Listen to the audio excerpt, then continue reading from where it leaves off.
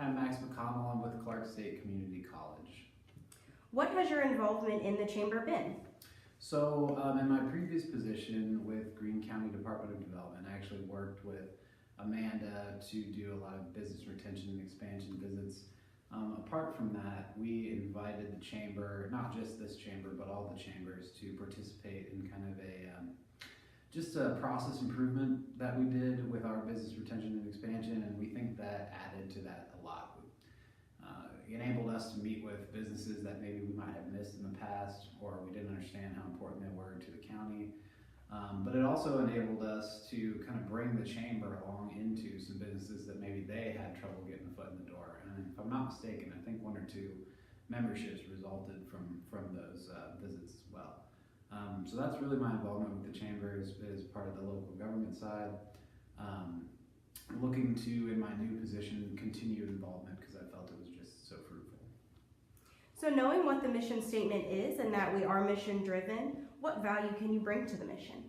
So Clark State provides workforce solutions, and that right now in the region is a huge deal, I think. I think that a lot of the companies I used to meet with were talking about 30, 40 open positions in fields like welding, CNC machinists, some things that somebody could get trained up in 3 months and start working.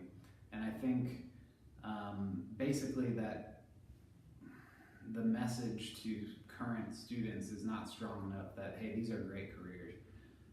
It's keeping certain businesses from fulfilling their full potential in the region. And so I think that link between Clark State's workforce solutions and what the business community needs is quite possibly the biggest value that I can bring personally as a member of Clark State.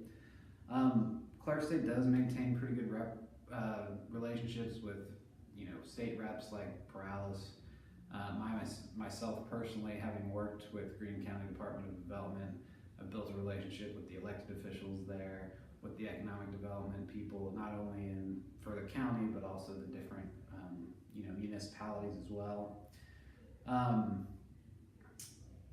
Specifically, one thing that I'd like to work on as a member of the chamber is basically right now, students can't use financial aid to pay for workforce training, non-accredited workforce training. That's the quickest, easiest way to get somebody into a workforce position that we need desperately.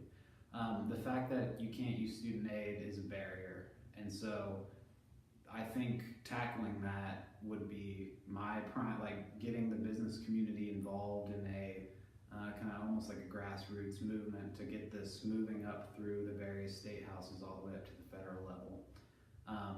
Just pushing that agenda, I think, would be a huge help. It would allow people to not have to worry about how to figure out how to get money to get a better job. I mean, if they had the money, they wouldn't be looking for the better job in the first place, So that's what I think I can bring to the mission is kind of connections, focus on solving workforce problems.